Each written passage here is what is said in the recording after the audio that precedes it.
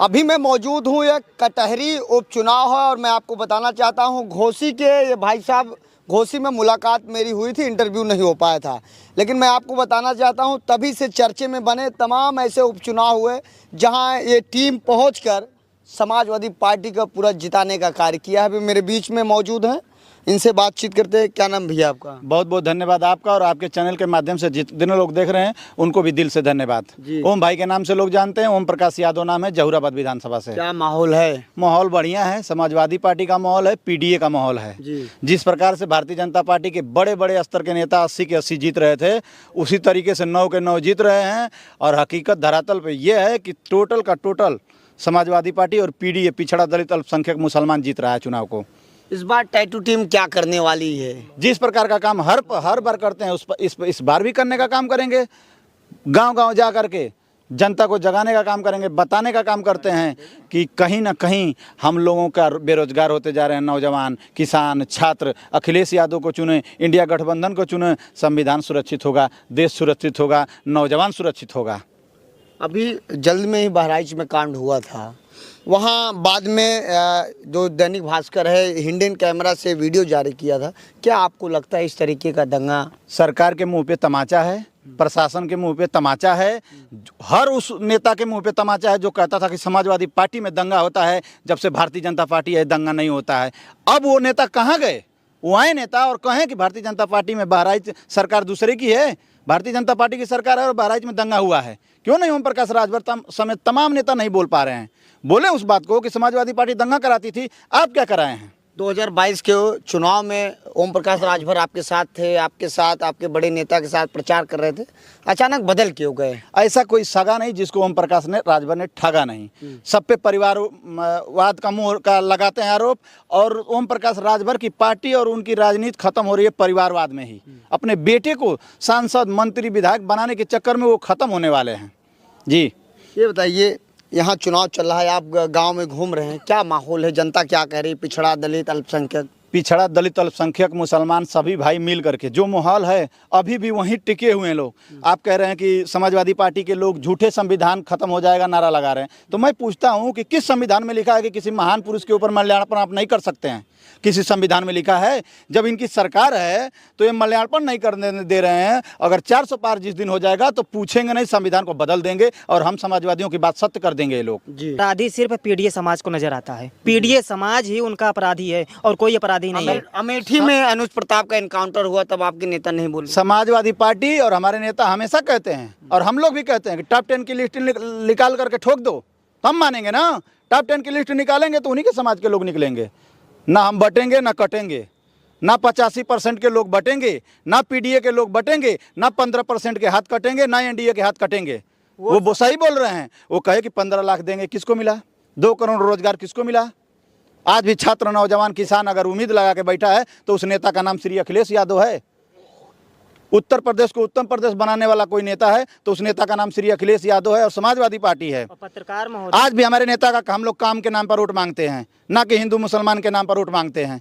Purvanchal expressway से लेके Agra expressway से लेके लैपटॉप से लेकर के इकाना स्टेडियम से लेके तमाम सारे काम हमारे नेताओं का है। और हम लोग यही गर्व होता है हमें अपने नेता पर कि आज भी हम सीना चौड़ा करके किसी क्षेत्र में जाते हैं तो हम समाजवादी पार्टी से हैं। वही समाजवादी पार्टी जो काम करने का काम करती है, ना कि हिंदू मुसलमान का करने का काम करती है। हमारा देश हिंदुस्तान है और संविधान से चलेगा। बाबा भीमराव अम्बेडकर जी ने लड़ करके संविधान बनाया है और हम समाजवादियों ने अपने नेता के आदेश पर कसम खाया है कि संविधान को बचाने का काम करेंगे, गली गली जाने का काम करेंगे, समझाने का काम करेंगे, पीडीए के लोगों को जगाने का काम करेंगे। ना बटेंगे ना कटेंगे जी, ये लड़ेंगे, मगर लड़ेंगे। हम समाजवादी हैं और समाजवादियों ने हमेशा लड़ा है। जिस प्रकार से आज हर नेता हथियार डाल चुका है, चाहे वो जयंत चौधरी हो, ओम प्रकाश राजभर हो, उत्तर प्रदेश में कोई लड़ने वाला नेता और कोई पार्टी बच गया है तो उस नेता का नाम श्री अखिलेश यादव और उस पार्टी का नाम समाजवादी पार्टी। अगर कोई लड़ रहा है तो बता दो आप। आज भी एक यादव लड़ रहा है और ये लोग कहते हैं कि यादव। जब पूर्वांचल एक्सप्रेसवे अखिलेश यादव ने बनाया तो उसमें सिर्फ यादव चलते हैं।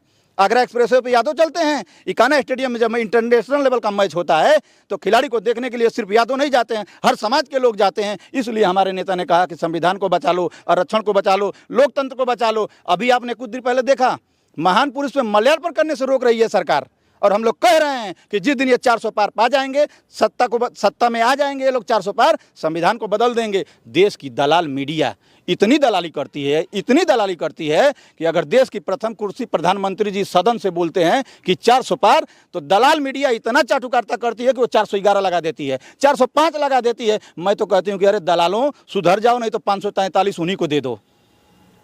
बहुत नाराजगी है आपसे मीडिया में। नाराजगी जनता के लिए ना है। हर नौजवान बेरोजगार घूम रहा है, हर किसान उम्मीद लगा के बैठा हुआ है। इसलिए लगातार जो लोग कहते थे कि समाजवादी पार्टी समाप्तवादी पार्टी हो जाएगी, देश की तीसरी पार्टी बनाया हमारे नेता श्री अखिलेश यादव ने। किसने बनाया? जनता ने चुना।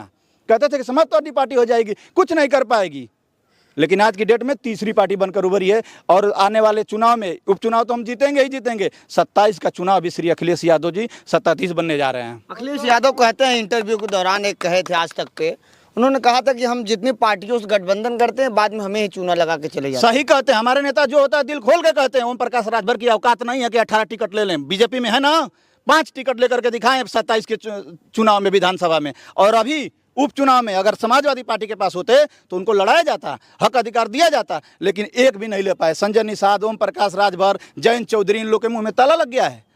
हमारे नेता ने 18 टिकट दिया 22 में, फिर भी इनका पेट नहीं भरा। और आप दो टिकट, एक टिकट मिला, वो भी अपने बेटे को लड़ाने का काम किए। अपने बेटे को उसी घोसी में निहुरा दिए, फिर भी नहीं जिता पाए। क्या बताएं मैं आपको, निहुरा दिए, नहीं जिता पाए। और इसी तरीके से जहुराबाद में जाएंगे ओम प्रकाश राजभर, अपनी सीट नहीं बचा पाएंगे। मैं जहुराबाद से हूँ जी, मेरा घर जहुराबाद है।